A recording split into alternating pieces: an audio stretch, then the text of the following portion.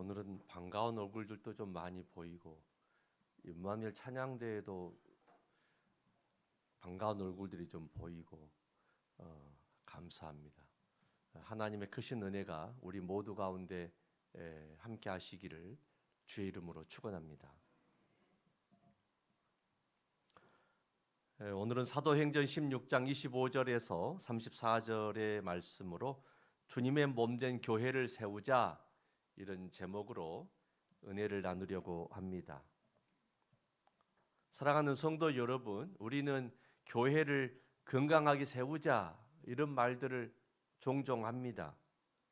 주님의 몸된 교회가 건강하게 세워지는 것은 매우 중요하기 때문입니다.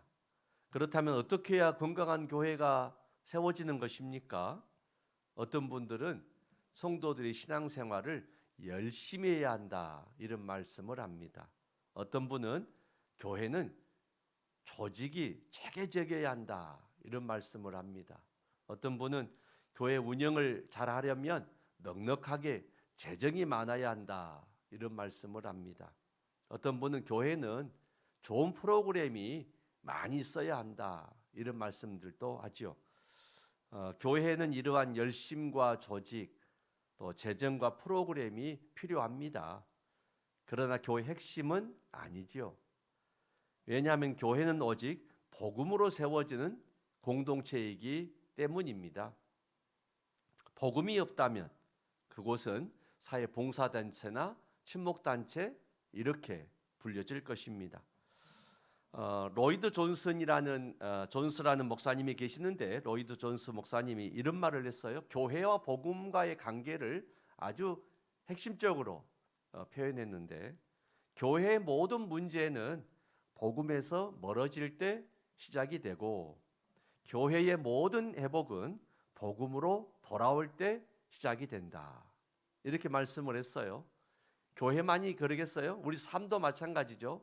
우리가 복음으로 살아갈 때 우리 삶은 건강해지는 것이고, 복음과 멀어질 때 우리 삶에는 문제들이 시작될 줄로 믿습니다. 교회가 왜 복음 중심 교회가 되어야 하는지 우리는 잘 기억해야 하겠습니다. 교회는 제각기 자신의 소견에 좋은 대로 각자 신앙생활을 임의대로 마음 먹은 대로 하는 것이 아닙니다. 교회는 복음 중심으로 세워져야 하는 것입니다. 사도행전 16장에 보면 사도 바울과 실라를 통해서 빌립보 교회가 세워지는 과정이 오늘 본문의 내용입니다. 빌립보 교회가 세워질 때 그 중심에 오직 복음이 있었다, 이 사실을 강조하고 있습니다. 빌립보라는 도시를 간단하게 소개하면 로마 황제를 숭배하는 그런 도시가 빌립보라는 도시입니다. 이름부터가 황제의 이름으로 세워져 표현되어 있는 도시죠. 화려한 로마 황제의 신전이 있고 우상 숭배를 하는 그런 도시였습니다. 그런가 하면 로마의 그 퇴역군인들, 로마의 백부장이나 퇴역군인들이 돈으로 로마 시민권을 사가지고 퇴역한 다음에 가장 많이 모여 사는 지역이 바로 이 빌립보라는 곳이기도 했습니다. 그런데 이 도시에 점치는 노예 소녀가 있었습니다. 귀신 들려 점치는 소녀를 통해 그 주인은 돈벌이를 했습니다. 이 불쌍한 소녀는 바울과 실라가 그 앞을 지나갈 때마다 이렇게 외칩니다. 이 사람들은 지극히 높은 하나님의 종으로서 구원의 길을 너희에게 전하러 왔다, 이렇게 외치는 거예요. 어느 날 이 사람을 불쌍히 여긴 사도 바울이 예수님의 이름으로 귀신 들린 소녀에게 명령합니다. 예수 그리스도의 이름으로 내가 내게 명하노니 그에게서 나오라. 귀신에게 명령했을 때 귀신이 떠나버리게 되었습니다. 그 순간 돈벌이도 사라지게 되어서 그 노예 소녀의 주인이 화를 내고 바울 일행을 끌고 로마 간원에게 넘겨버립니다. 이로 인해서 바울과 실라는 끌려가 옷이 찢기고 매를 맞고 착고에 묶여서 깊은 옥중에 갇히게 됩니다. 바울과 실라는 복음을 전하는 일 때문에 고통스러운 옥중에서 어두운 밤을 맞이하게 되지요. 한밤중에 감옥 매를 맞고 쇠사슬에 묶인 자리에서 두 사람은 기도하고 찬송하기 시작합니다. 오직 하나님께 영광 돌리는 거죠. 여러분, 이게 쉬운 일입니까? 주일을 하다가 억울하게 매맞고 착고에 채여서 깊은 옥중에 던져졌어도 주께 그 상황에서 영광을 돌리고 주님께 기도하고 찬송한다는 거, 아름다운 믿음이죠. 그랬더니 놀라운 일이 일어나기 시작했습니다. 기도와 찬송 중에 갑자기 큰 지진이 납니다. 옥토가 움직입니다. 옥문이 모두 열려버립니다. 매였던 모든 것이 풀어져 버립니다. 놀란 간수가 이제 옥문이 다 열렸으니 죄수들이 다 달아날 것 아니냐, 이제 우리는 죽었다 하고서 칼을 빼서 자결을 하려고 하는데 사도 바울이 아니다, 내 몸을 상하게 하지 말라, 우리가 다 여기 있노라, 이렇게 말을 합니다. 간수의 생명을 구해주는 거죠. 이 일로 인해 간수는 너무 고마워서 자기 집에 바울과 실라를 초대해서 매맞은 자리를 씻겨주고 음식을 대접하고 결국은 온 가족이 다 세례를 받고 예수를 다 영접하고 살게 됩니다. 이처럼 복음의 능력은 한 가정을 구원하고 빌립보라는 교회가 세워지게 되고 결국 한 도시를 구원하게 됩니다. 예수 그리스도 십자가 복음의 능력은 생명을 살리고 가정을 살리고 마침내 한 도시를 구원하는 능력으로 나타난 것이지요. 교회의 기초는 오직 복음이라는 사실을 빌립보 교회를 통해서 잘 보여주고 있습니다. 복음을 통해서 교회는 세워진다. 이것이 오늘 본문에서 주는 교훈이라는 것입니다. 오늘은 이 복음에 대해서 말씀을 좀 나누려고 합니다. 자꾸 제가 복음이 중요하다, 교회는 복음 중심으로 세워져야 한다, 우리의 삶도 복음이 중심이고 우리의 가정도 복음이 중심이 되어야 합니다, 이런 말을 자주 했는데 여러분, 복음이 무엇입니까? 잘 아시겠지만 중요하기 때문에 또다시 반복해서 설명하려고 합니다. 복음은 예수 그리스도께서 우리 죄를 위해 십자가에 죽으시고 사흘 만에 부활하신 구원의 사건을 말합니다. 이를 믿는 자는 죄 용서함을 받고 하나님의 자녀로 구원을 받습니다. 그리고 온 세상에 기쁜 소식, 복된 소식이 되었다라고 해서 복음이라고 부르는 것입니다. 복복자, 소리음자, 복된 소식. 예수님의 십자가의 죽으심과 부활을 믿는 사람에게는 죄 사함이 있고 하나님의 자녀가 되어지고 천국 백성이 된다. 이것은 복된 소식이라는 것입니다. 이게 복음의 핵심입니다. 그래서 예수님을 믿는다라고 하는 것은 무엇을 믿는 거냐면은 예수님의 십자가와 부활의 사건을 믿는 것입니다. 누군가가 어디 가세요? 그럼 나 교회가. 교회는 뭐하러 가요? 나 예수 믿으러 가. 예수 믿는 것이 뭐래요? 그럼 뭘 하게 돼요? 믿어 그냥. 자꾸 물어보지 말고 이렇게 하지 마시고 예수님을 믿는다는 것은 예수님이 우리의 죄를 대신해서 십자가에 죽으시고 부활하신 것을 믿는 것을 말씀하는 거야. 아멘. 그래서 복음의 핵심은 딱 두 단어예요. 십자가와 부활이다. 그래서 우리 교회는 십자가와 부활의 신앙으로 세워진 교회다. 이게 복음 중심이다. 그런 말씀인 것이지요.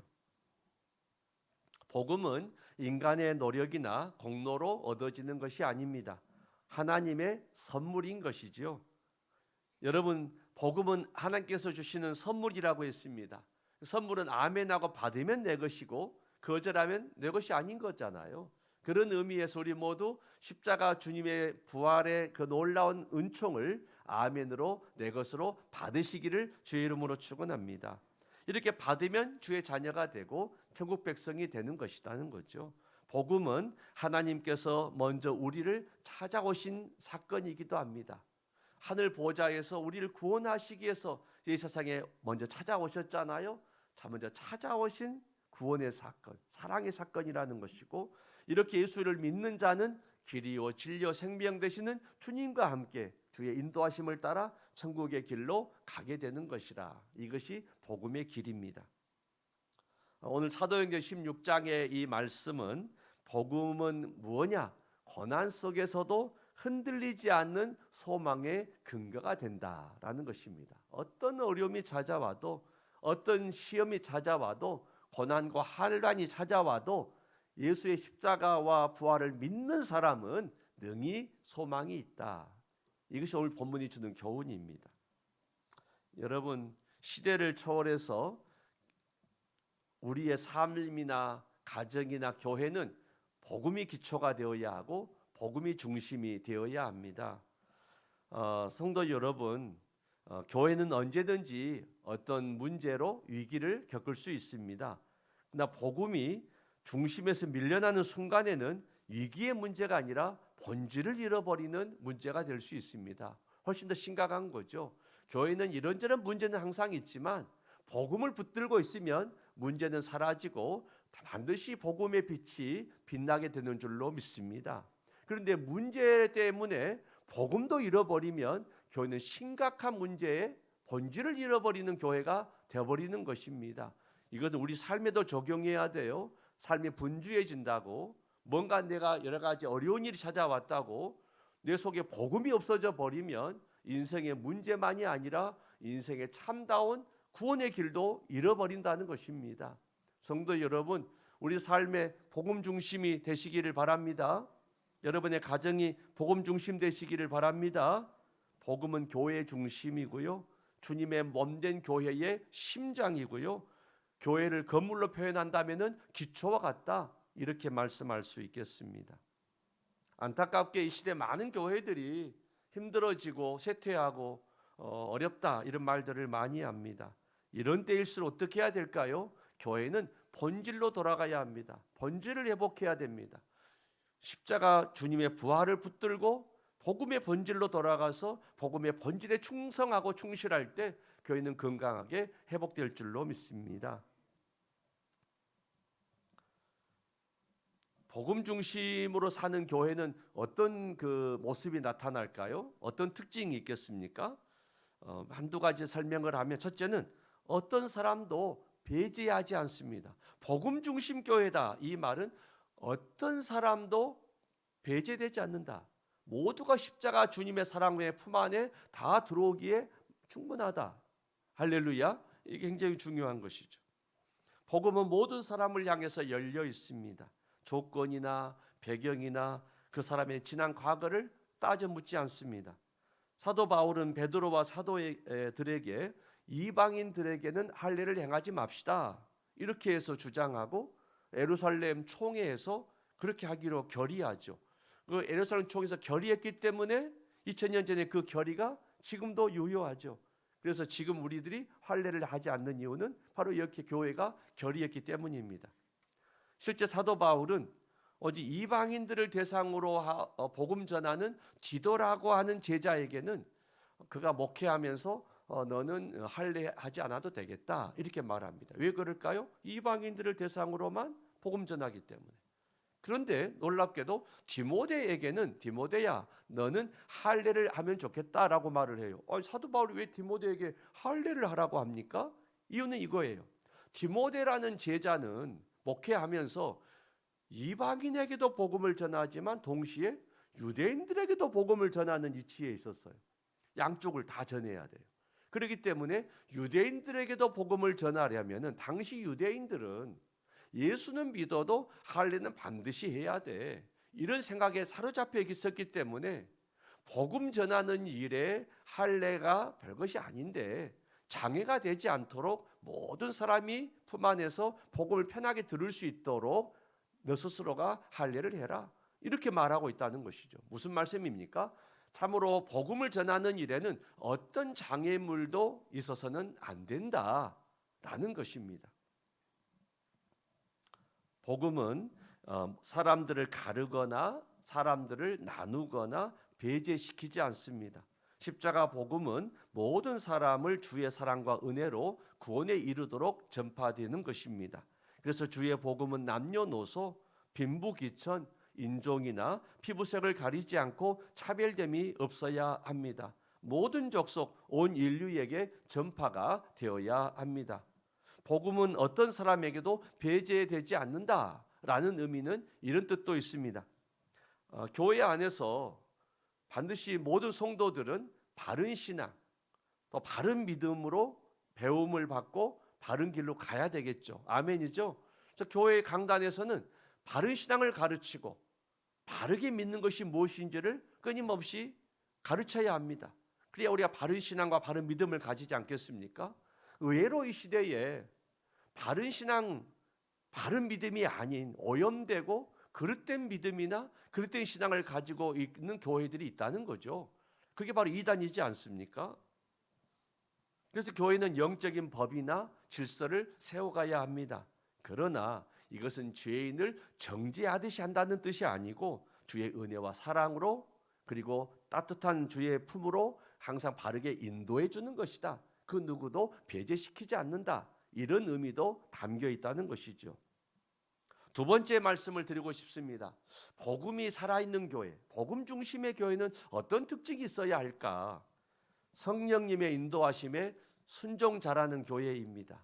우리 한번 따라 하실까요? 성령님의 인도에 순종하는 교회.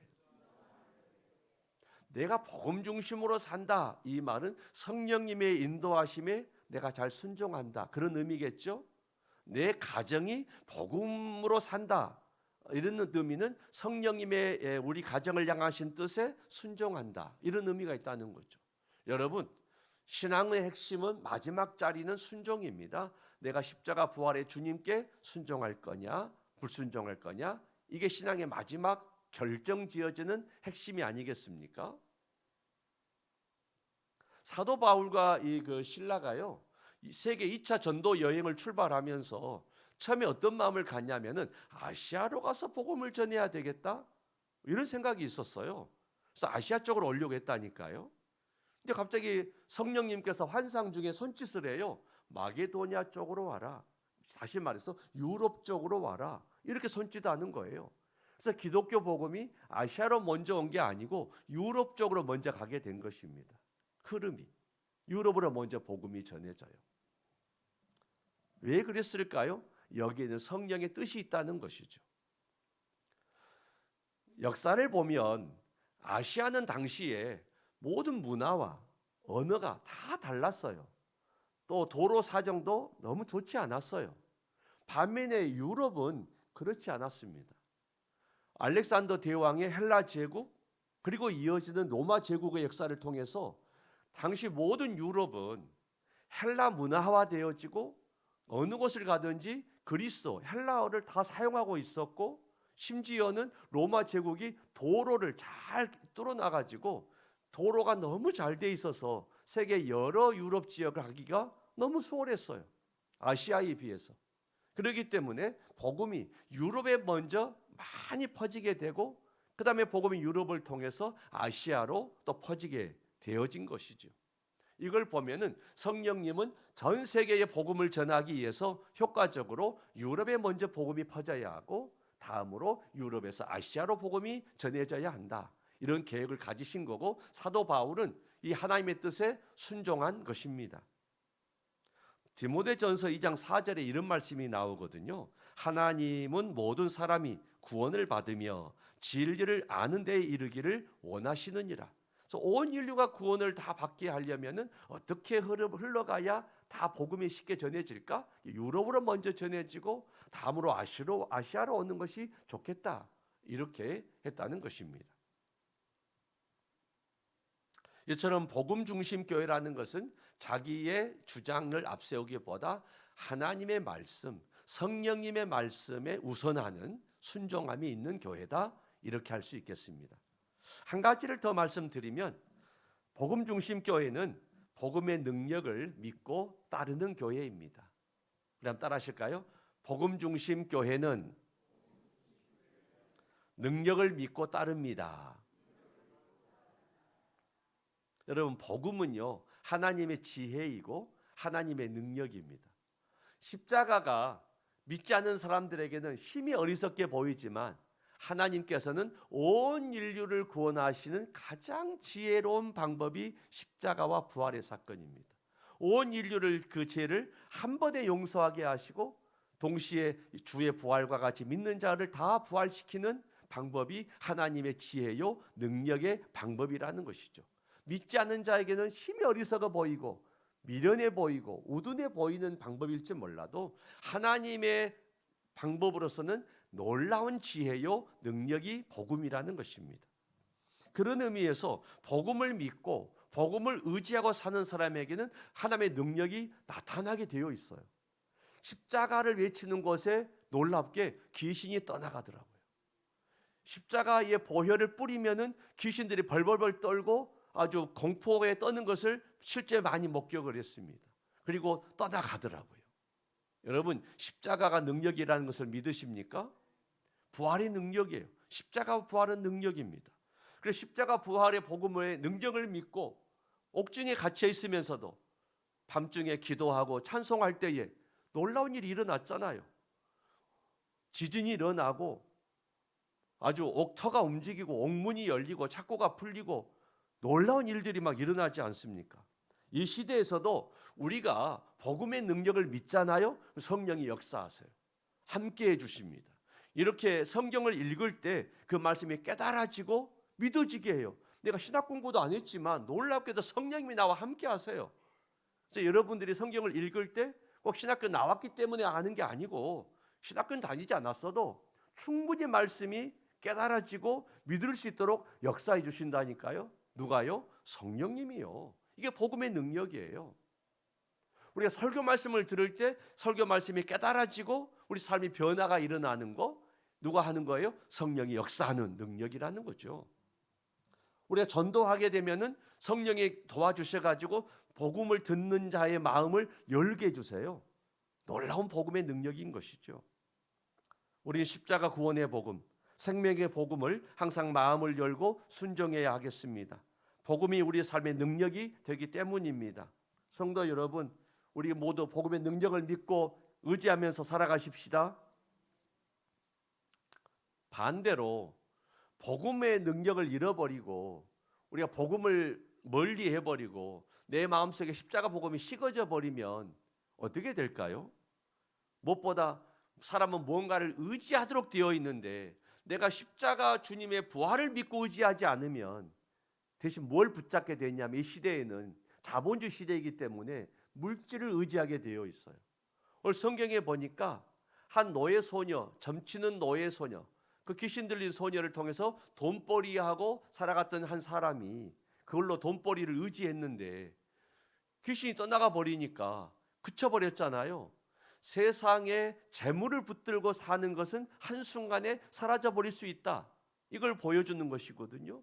그가 그걸 깨닫고 나도 이제 복음으로 살아야 되겠다. 예수의 이름으로 살아야 되겠다. 이러면 얼마나 좋아요. 그러나 자기가 붙들었던 재물이 없어졌구나 하는 것 때문에 분노하고 절망하는 것을 보지 않습니까? 우리가 뭔가 세상 살면서 재물을 붙들게 살면 하루아침에 그 재물을 잃어버리고 중심을 잃어버릴 수가 있다는 것이에요. 예수 십자가 복음을 붙들고 살면은 주님께서 우리에게 필요한 일용할 건강도 주시고 일용할 지혜도 주시고 일용할 양식도 주시고 일용할 물질도 주시고 항상 은혜로 공급해 주신다고 약속을 하셨습니다. 이게 신앙의 순서라는 거죠. 영적 질서요 순서인 것입니다. 성도 여러분, 우리가 십자가 주님 붙들고 사십시다. 그러면 항상 우리에게 필요한 것은 따라올 줄로 믿습니다. 먼저 너희는 주의 나라 그의 나라와 그의 의를 구하라. 그리하면 너희가 무엇을 먹을까 무엇을 입을까 무엇을 마실까 염려하는 모든 것이 다 염려하지 않아도 이루어질 것이다. 주께서 말씀을 하셨습니다. 오늘 말씀을 정리하려고 합니다. 성도 여러분, 참으로 하나님은 창조주시고 만왕의 왕이시고 전능자이시죠. 그분은 우리를 구원하시기 위해서 예수님을 십자가에 우리의 죄를 대신해서 죽게 하시고 사흘 만에 부활하심으로 우리에게 참 소망을 주셨습니다. 그리고 이를 믿는 자, 이 복음을 믿는 자는 영원한 하나님의 자녀요 천국 백성이라고 하셨습니다. 이 하나님의 선물을 여러분 마음에 받아들이신 것을 확신하십니까? 아멘이시죠? 예. 다시 묻는 거예요. 아시지만 이미 알고 있지만 묻는 것입니다. 여러분 이 하나님의 선물을 항상 감사함으로 찬송하며 사십시다. 그리고 이 구원의 감격을 복음을 우리도 이웃에게 또 전해야 하겠습니다.